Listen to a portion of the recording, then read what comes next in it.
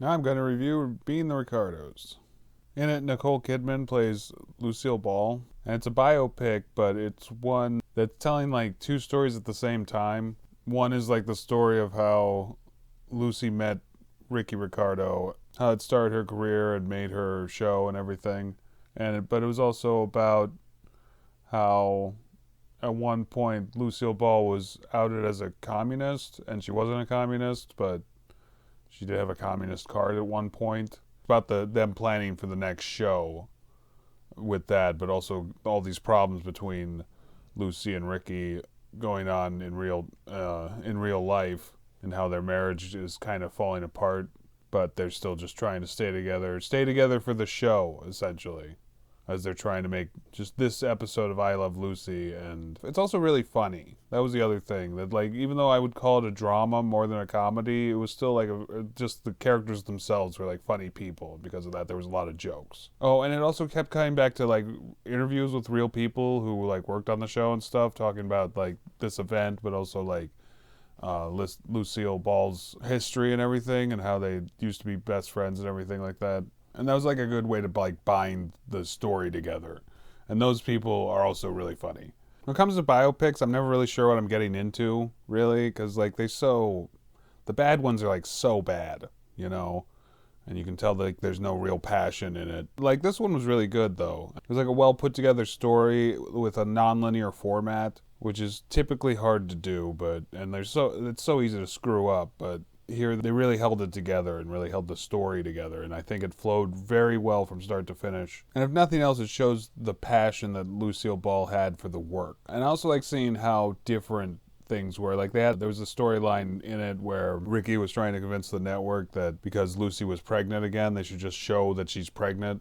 And that was a big deal at the time because TV people didn't like the idea of pregnancy, I guess, because it's indecent. And if you show that women can be pregnant, then children will start asking about sex and stuff. And it's like, oh, okay, because children have never seen a pregnant woman before. And it was just interesting seeing like how different television was at the time, like what people considered indecent and everything at the time, compared to today, where basically nothing is indecent, except for full-on sex, which they wouldn't show on TV anyway. They don't pay actors enough for that, except for porno actors who get paid way too little. Kind of weird, isn't it? Well, I felt the story was very good in this. The acting was also particularly good, especially from Nicole Kidman and all the main characters on the show, really. Like, they were all very good. Like, J.K. Simmons played, I forget the neighbor's name. And they all had, like, very good parts, and, like, seeing them play both on and off the stage was interesting, like an interesting dynamic showing how their TV personas differed greatly from the actual personas.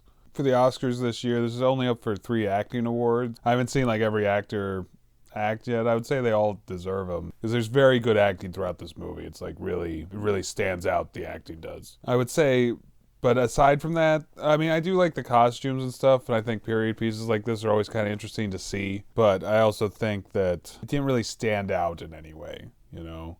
Like, I didn't see why. Well, like, the cinematography and everything was pretty standard. The music, the scoring, or whatever, like, it's fairly standard, I thought. Like, the only thing that really stood out was the acting. But that was really good. And, and the story, and I like the non-linear format. Just because biopics are usually pretty hard to miss, and this one had a solid story with a good plot and like a really good script. It hit all the marks story wise, I think, and had very good acting, but everything else was like fairly standard. Oh, and it was funny.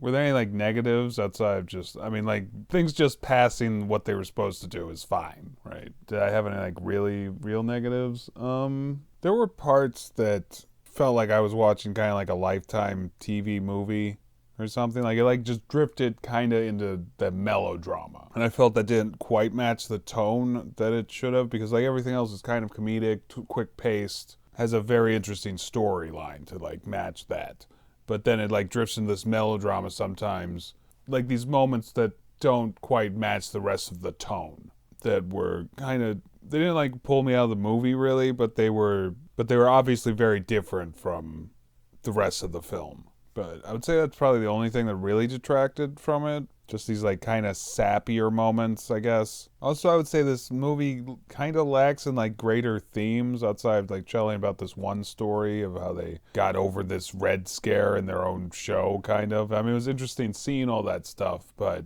if somebody asked me what was the point of the movie, though, I'd probably just say just to show you a section of Lucy Ball's life. I guess without those greater themes, this movie becomes somewhat forgettable. You know, like I remember, I'm like I enjoy it, you know, but I also know like by next year, I won't even think about this movie anymore. You know, it doesn't really have like anything to like hold it up and make it like a great film. It's a pretty good film, but I wouldn't call it a great one because of that. So in lieu of not having that greatness, probably say the highest I could give it is an 8, and then I'd probably detract a point just for like those slower parts that didn't really match the rest of the tone of the film, and so like a 7.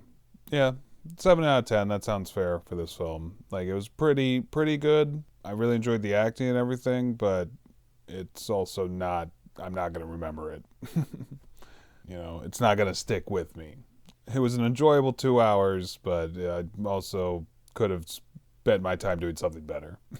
All right, that's it. So please like and subscribe as always, and I try to put a video out every day. Not always reviews, but usually reviews right now anyway.